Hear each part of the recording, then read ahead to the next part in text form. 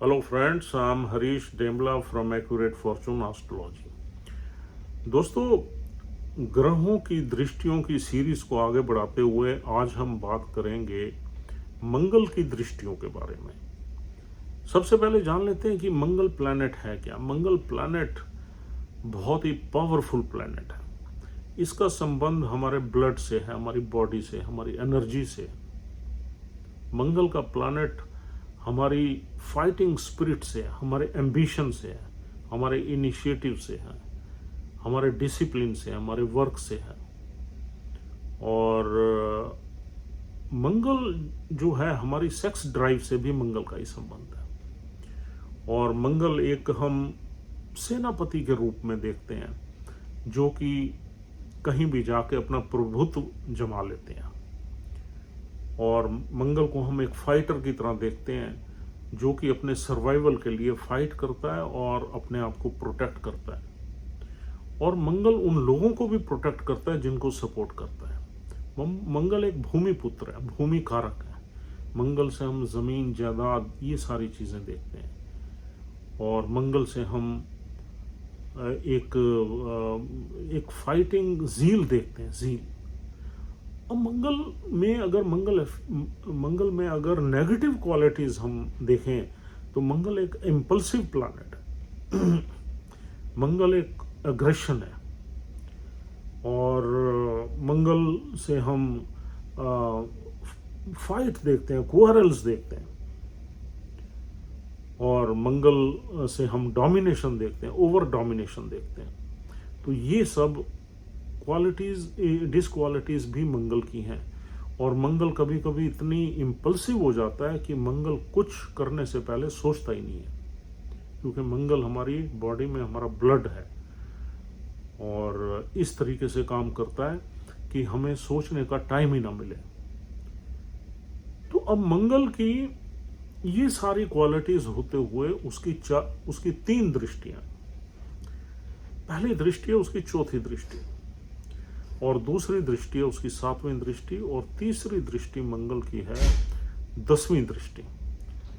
अब दोस्तों, मंगल की चौथी दृष्टि के एक पर्टिकुलर मायने हैं और 7वीं दृष्टि के भी एक पर्टिकुलर मीनिंग है, और 10वीं दृष्टि का भी है। 8वीं दृष्टि, 10वीं नहीं है, 8वीं। तो मंगल की 3 दृष्टियां, दोबारा हम करेक्ट करेंगे। एक चौथी दृष्टि है, एक 7वीं दृष्टि है, एक 8वीं दृष्टि है। तो अब मंगल की जो चौथी दृष्टि है वो दर्शाती है हमारे डोमेस्टिक एनवायरनमेंट को, हमारे घर को, हमारी प्रॉपर्टी को, हमारी लैंड को, हमारे डोमेस्टिक एनवायरनमेंट को।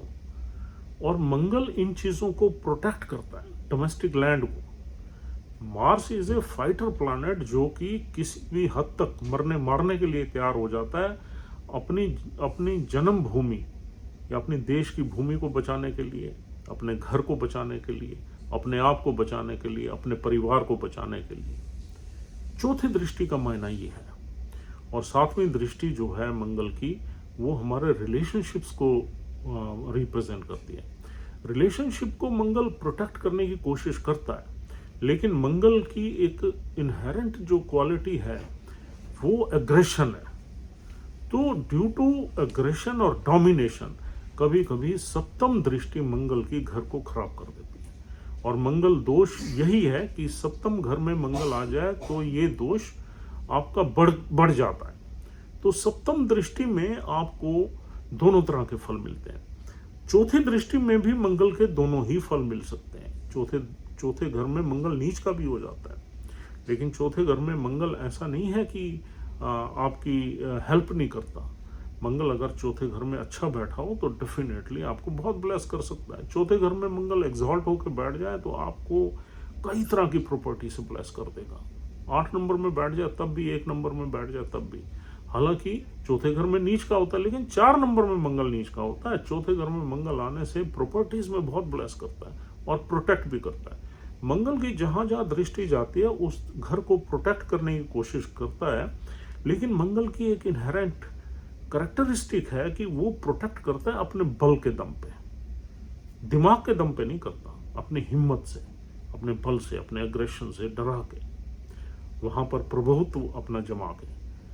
इसी वजह से ये दृष्टियां मंगल की कभी कभी खराब फल भी दे देती हैं।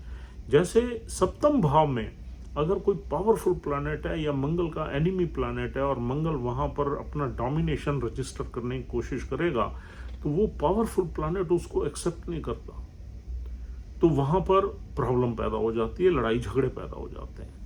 अब मंगल की तो ये तो बेसिक करेक्टरिस्टिक है एग्रेशन, फाइटिंग, क्योंकि मंगल तो सेनापति के रूप में ही हम देखते हैं, राजा का जो है हम सेनापति देखते हैं।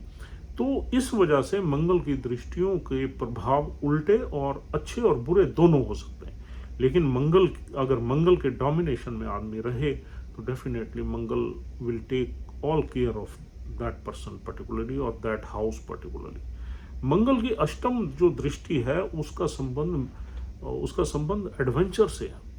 अष्टम भाव जो है वो बहुत ही गहरा एक कुएं का भाव है, एक ब्लैक होल का भाव है, और वहां पर कोई भी प्लैनेट कंफर्टेबल नहीं होगा। 8 नंबर राशि या अष्टम भाव में कोई भी प्लैनेट कंफर्टेबल नहीं है, सिर्फ मंगल ही उस एनर्जी को हैंडल कर लेते हैं। मंगल में क्योंकि वो हिम्मत है, वो डेयर है, वो साहस है, वो वीरता है, जिसमें वो अष्टम भाव की मिस्ट्रीज में घुस जाता है और वहां पर अपना फाइट करके उनसे लड़के और वहां से चीजें वो आपको निकाल के ले आता है। तो मंगल की अष्टम दृष्टि जो है वो रिसर्च की दृष्टि है, वो एडवेंचर की दृष्टि है, वो वीरता की दृष्टि है, और वो यूं समझो मिस्ट्रीज की दृष्टि है, और वहाँ जितनी भी मिस्ट्रीज हैं उसको मंगल एक्सप्लोर कर लेता है। तो इस तरीके से मंगल की अष्टम दृष्टि काम करती है। लेकिन अब इसको हम जनरली जब अप्लाई करते हैं तो आप ये देखिए कि मंगल की दृष्टि किसी मित्र प्लैनेट पे है या शत्रु प्लैनेट पे है।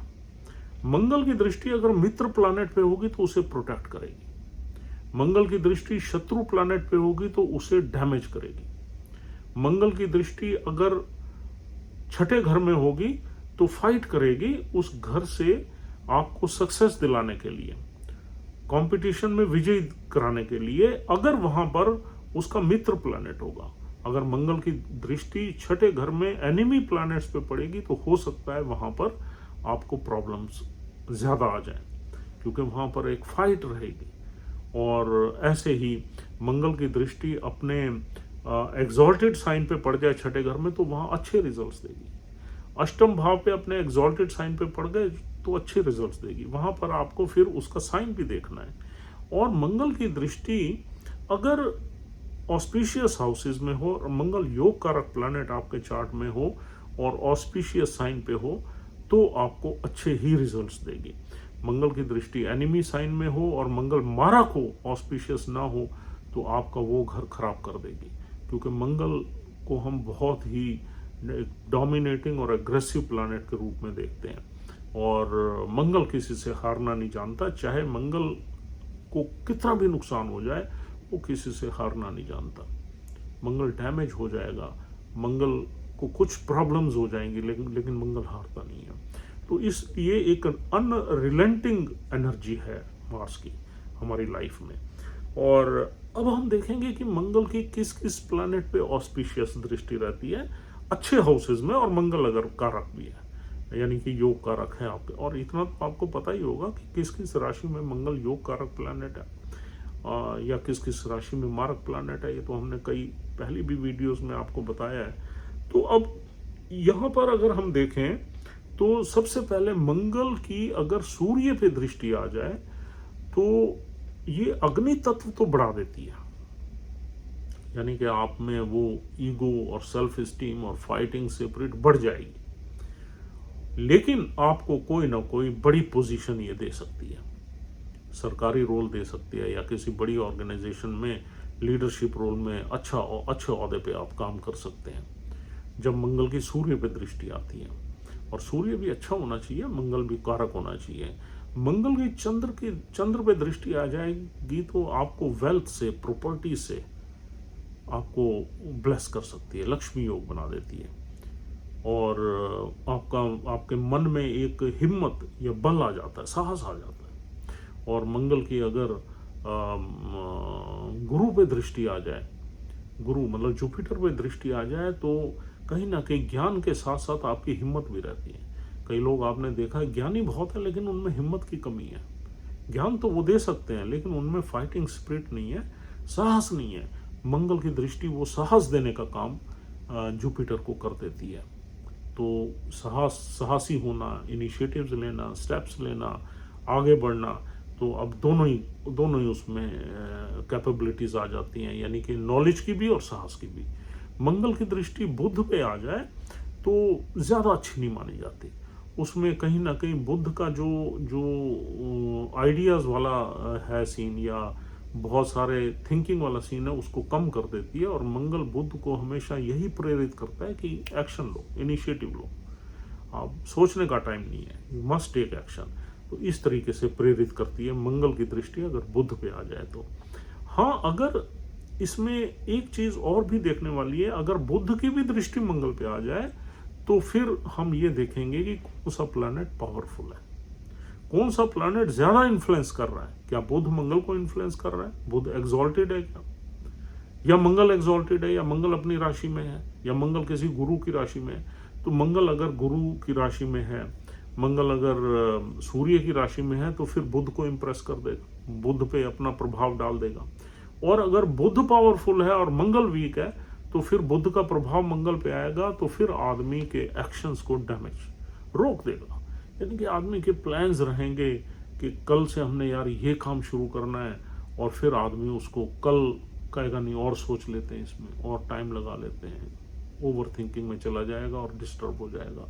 तो बुध की जो दृष्टि है मंगल पे, उसको इनिशिएटिव नहीं लेने देती, एक्शन नहीं लेने देती, कंफ्यूज रहता है इंसान, बार बार सोचता है चीज को, और उसमें काफी चीजों को खराब कर देता है। और मंगल की दृष्टि बुध को इम्प्रेस करती है, ज्यादा नहीं सोचना भाई, जल्दी एक्शन लो, तो आदमी एक्शन ले लेता है। तो ये वाली चीजें दोनों आपको एनालिटिकली देखनी है।